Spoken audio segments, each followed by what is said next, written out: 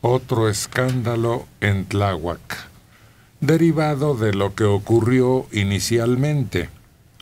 A 8 días de ese operativo, en donde participó la Secretaría de Marina y pereció Felipe de Jesús Pérez Luna, el Ojos, un operativo para decomisar mototaxis, y detuvieron además a 3 personas remitidas por la autoridad. Este tipo de servicio público es muy popular en algunos países muy amolados. Así es. En donde resulta económico y en donde no tiene una característica que aquí fue parte de la orden de recogerlos. Allá no hay contaminación como la tenemos aquí tan acentuada. Luego, que alcanza velocidades muy altas y no lleva protección el pasaje. No tiene seguridad tampoco, porque ninguno de esos vehículos está amparado en esa forma. Y proliferaron, parece, con el apoyo de una especie de mafia que funciona ahí. Y ahí en el centro uno puede recorrer desde la Alameda hasta el Zócalo en esos aparatos. Inicialmente eran bicicletas, solo después ya empezaron a usar motocicletas. Pues va a ser determinante su salida, porque ya reconocieron que solo las bicicletas podrán seguir dando ese servicio. Y fíjate que es un tipo de vehículo que resulta muy útil en determinadas zonas. Si no vas a recorrer distancias muy largas, si nada más es para acercarte a una estación del metro o a algún lugar en donde tengas de ahí que ocupar otro tipo de vehículo que sí es para distancias mucho más extensas. Y en Tláhuac, las características que tiene este sitio es que tiene muchas calles hechizas, muy angostas, con mucho recoveco, y en ese tipo de lugares funcionan muy bien, siempre y cuando no vayan rápido, para que no te expongan, ¿no?, a un accidente. Pero no se pensó en eliminar un servicio útil que estaba dando resultado y que también era más económico. ¿Quién sabe cuál fue la razón de que se actuara tajantemente? Mira, por lo pronto las autoridades capitalinas aplicaron el operativo decomisando 89 mototaxis. Y para recuperar su vehículo tendrás que desembolsar 17,000 pesos. Había gente muy indignada diciendo que es la forma de mantener a su familia y que de ahí en adelante amenazaban, se iban a volver delincuentes, si es que no lo eran ya. Es que es una represalia por lo ocurrido con lo del Ojos, ¿no? Pero se dejó durante fácil unos 10 años que eso funcionara sin ningún problema. Y nadie se había dado cuenta de que estaban fuera de la ley. Sí, No, sí, ya habían dado aviso, incluso los delegados habían solicitado la autorización para que funcionaran. Incluso algunos tenían permiso para funcionar, no todos.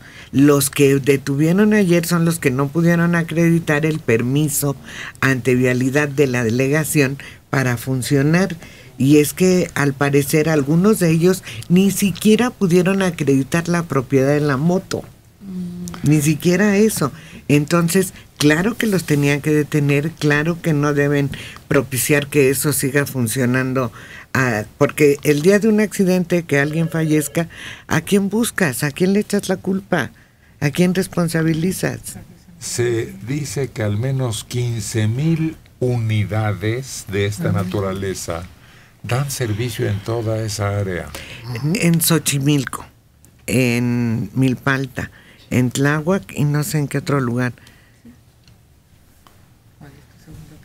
Mientras tanto, hay aproximadamente 100 detenidos durante 12 meses, principales colaboración entre sicarios, narcomenudistas, secuestradores, extorsionadores y guardaespaldas del grupo que encabezaba el Ojos. De acuerdo con reportes, entre los detenidos se encuentran 44 personas acusadas de narcomenudeo, 10 por homicidio calificado, 16 por sabotaje, daño a propiedad y resistencia de particulares. Era un desorden y nadie lo había reducido al orden. Pues no, si tienes complicidades a todos los niveles, ¿para qué metes el orden? ¿Qué tal si llega? Si el hermano del delegado es el líder, De los... pues no puedes hacer nada. Sobre todo porque son un elemento de choque, de control de la zona, de conocimiento, y sobre todo no se puede fiscalizar. Todo lo que entra y lo que sale dentro de ese gremio, no hay manera de tener un control económico de lo que sucede. Y sin embargo, si hay mordidas, si hay extorsión de parte de quienes los manejan. Claro, porque hay grupos muy poderosos. Repito, el mismo hermano maneja a un grupo de 5,000. Imagínate, vamos a pensar que le dan 10 pesos al día. Ya con eso tiene para vivir. Y además, tomando en cuenta que estos llamados halcones eran los ojos, los oídos de esta mafia, pues hasta se vieron parcos en su operativo, como que decomisaron muy pocas unidades. Debieron de haberlo hecho mucho más profundo para evitar que siguieran dando información, porque a eso se dedica, ¿no? No, no es cierto. No podemos pensar que los 5,000 eran empleados de este hombre. Sería absurdo pensar que le pagaba 1,000 a cada uno de los 15,000 o 10,000 que había. No, ese es un invento. No todos los mototaxistas son criminales y andan en el ajo. No, unos de verdad tienen su moto para trabajar.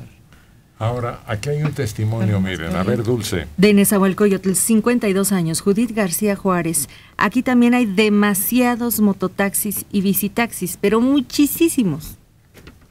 Ahora, ¿todos están fuera de la ley? No todos, la gran mayoría. Pero hay porque hay demanda y porque se necesitan. Los necesitamos.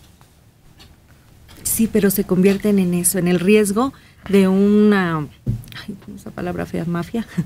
Porque, mira, pasa, por ejemplo, me ha tocado verlo por allá por Cuautepec y esas zonas al norte. Oye. Es unos cerros y casas y casas y casas. Y lo que circulan mucho son los bochos, como taxis, pero no traen ningún tipo de identificación. Piratas. Ajá. Y que les llaman taxis de montaña. Y se supone que existen algunos que están como en un sitio y tienen cierto control, pero son 10 y circulan 50 más alrededor de estos que están repartiendo quién sabe qué a horas de la madrugada, y la gente da testimonio de eso, o andan trasladando delincuentes de un sitio a otro. Entonces el problema es, y hasta para los mismos habitantes de todos estos lugares donde hay esos servicios tan hormiga, que no hay un pleno control de ellos, y cuando Cetravi, por ejemplo, entra en un control de, como ahora piensa hacerlo con los Uber, es nada más para negocio, no para controlarlos, para pedirles infinidad de trámites y que se sujeten a revisiones y todo, pero no para controlar con fines de cuidar a la población. Javier, de 82 años, de Tláhuac. Que todo lo que están diciendo las autoridades, que de verdad lo hagan. Aquí existe el hermano incómodo del delegado. Deben investigarlo. ¿Por qué no lo han hecho? En distintos puntos siguen repartiendo droga. Circulan como si nada los mototaxis. El hermano es al que deben investigar, si es que realmente les interesa poner control en esta zona. Están investigando. Yo creo que sí. Este escándalo provocó que todos los ojos de los medios de comunicación se ubicaran en ese punto. Y la autoridad ahora está obligada a tomar las diferentes líneas de investigación, como llaman ellos, para ver si es posible limpiar esa zona. Pues tienen obligación de limpiarla. el que una ciudad como la nuestra tenga esos focos implica que en 10 minutos van a estar en otros sitios. Lo que sucedió llama poderosamente la atención, que hayan sido las víctimas mortales, sin que de parte de la Marina nadie sufriera, ni siquiera heridas, casi en secreto, sin comunicarlo a otras autoridades vigentes en el Distrito Federal. Y otro hecho inédito fue el bloqueo en la capital de alguna zona de mucho tránsito. Total que todo ocasionó una llamada de atención mayúscula. Vamos a ver en qué termina. Pero hay una crisis ahí en Tláhuac. El jefe de gobierno sale y te dice que ya se resolvió, y no quieren reconocer que la situación es mucho más grave de lo que ellos están aparentando ante los ciudadanos. Eso es lo que a mí me angustia. ¿Por qué no hacer las cosas, no sé, con sinceridad, con claridad, para que todos podamos sentir confianza en lo que están haciendo? Pues ni se enteraron, imagínate. Él dice que sí. Permíteme. De Tláhuac, Alberto Villanueva Ramírez, 33 años. Todos los mototaxistas se sentían y se volvieron los dueños de la calle.